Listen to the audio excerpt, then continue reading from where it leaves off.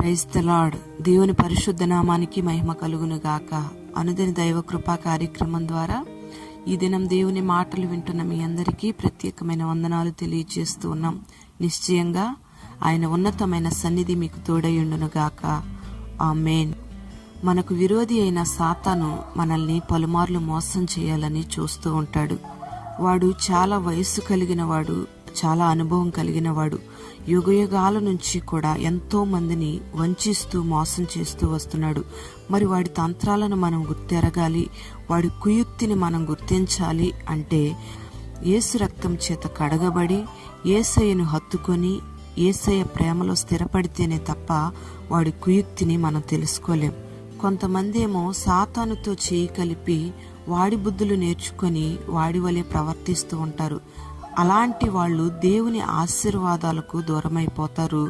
దేవుని యొద్ద నుంచి వస్తున్న శాపాన్ని పొందుకుంటారు.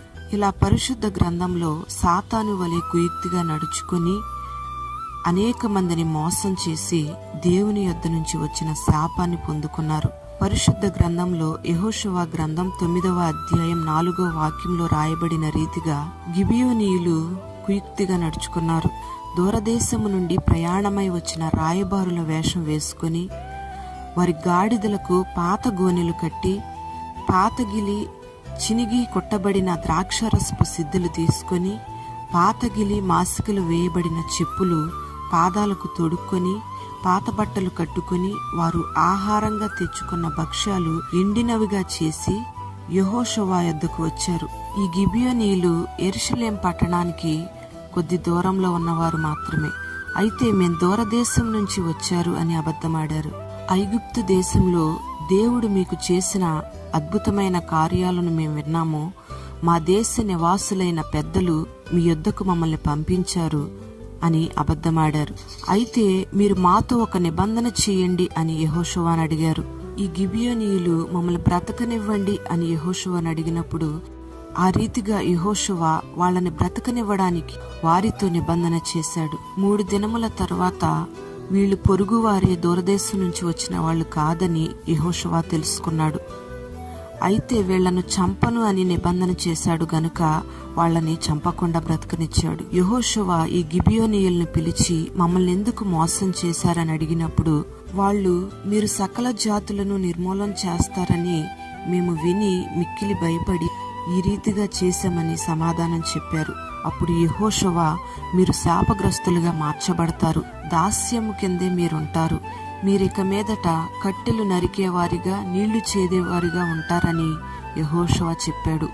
వాళ్ళు ఈ దినం వరకు కూడా ఆ రీతిగానే కట్టెలు నరుకువారిగా నీళ్లు చేదేవారిగా ఉన్నారు.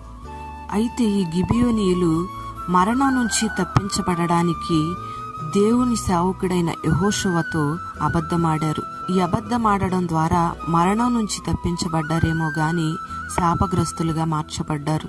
ఈ దినాలలో కూడా అనేక మంది దైవ సేవకుల ఎదుటే కుయుక్తిగా అబద్ధపు మాటలు మాట్లాడతారు. వాళ్ళ ఆ మాటలు చెప్పడానికి ఏమాత్రం భయపడరు. అబద్ధాలు చెప్పేవాళ్ళు పరిశుద్ధాత్మ చేత మొత్తబడి ఒక్క క్షణంలోనే చనిపోయినట్లుగా అపోస్తుల కార్యాల గ్రంథం 5వ అధ్యాయంలో మనం గమనిస్తూ ఉన్నాం. అననీయ సప్ఫీరాలు పేతురు ఎదుట అబద్ధమాడారు. భూమిని అమ్మి దాని వెలలో కొంత తెచ్చి పేతురు పాదాల యొద్ద పెట్టి మేమెంతకే దీన్ని అమ్మాము అని అబద్ధమాడారు. వెంటనే ఇద్దరూ పడి చనిపోయారు. ఈ రీతిగా సేవకుల ఎదుట అబద్ధపు మాటలు మాట్లాడుతూ సాతాను వలె కుయుక్తిగా నడుచుకున్న వారి జీవితాలు శాపగ్రస్తంగాను మరణంగాను మార్చబడ్డాయి. ఈ మాటలు వింటున్న నీవు దేవుని ఎదుట యథార్థంగా నడుచుకుంటూ ఉన్నావా, లేదా సాతాను వలె కుయుక్తిగా మాట్లాడుతూ దేవుని సేవకుల్ని దేవుణ్ణి మోసం చేస్తూ ఉన్నావా? ఈ కుయుక్తి కలిగిన అబద్ధపు మాటలు ఎంత ప్రమాదకరమో మనం వింటూ ఉన్నాం. ఇప్పటికైనా ఆ కుయుక్తి మాటలు మాని దేవుని ఎదుట దైవజనుల ఎదుట యథార్థముగా ఉన్నది ఉన్నట్టుగా మాట్లాడినట్లయితే నిన్ను ఏ మాత్రం మరణం సమీపించదు. ఏ శాపగ్రస్తమైన అనుభవాలు నిన్ను గాని నీ కుటుంబాన్ని గాని వెంబడించవు.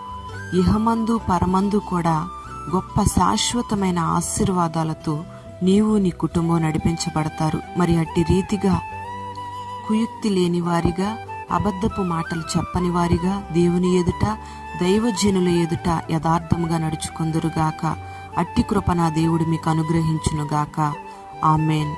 ప్రార్థన. పరిశుద్ధుడైన తండ్రి, ఘనమైన దేవానికి స్తోత్రం చెల్లిస్తూ ఉన్నాం. ఈ దినమందు ఈ మాటలు విన్నని బిడ్డలు మీరు దీవించమని ప్రార్థన చేస్తూ ఉన్నాం. దైవజనుల ఎదుట అబద్ధమాడిన గిబియోనీయులు శాపగ్రస్తులుగా మార్చబడినట్లుగా మేము చూస్తూ ఉన్నాం. అలాగే దైవజనుల ఎదుట అబద్ధమాడిన అననీయ సప్యరాలు అక్కడికక్కడే పడి మరణమైపోయినట్లుగా మేము చూస్తూ ఉన్నాం. అట్టి అనుభవాలు ఏ ఒక్కరిలో చోటు చేసుకోకుండా యథార్థమైన ప్రవర్తన కలిగి నీ ఎదుట దైవజనుల ఎదుట యుక్తముగా మాట్లాడుటకు మీరు సహాయము చేయండి. కుయుక్తి కలిగిన ఆలోచనలు గాని సాతాను వలె ప్రవర్తించే ఆ అనుభవాలు ఏ ఒక్కరిలో ఉన్నా మీరు తొలగించి ప్రతి బిడ్డను మీరు ఆశీర్వదించండి. నమ్మకస్తులుగా యథార్థవంతులుగా జీవించడానికి మీరు సహాయము చేసి నీ బిడ్డలను పేరు పేరున దీవించి దినమంతా నీ సన్నిధి నీ బిడ్డలకు తోడుగా ఉంచి మహిమ మీరు పొందుకొనమని నజరేయుడైన యేసు నామంలో ప్రార్థన చేసి స్తుతించి వేడుచు ఉన్నాము తండ్రి. ఆమేన్.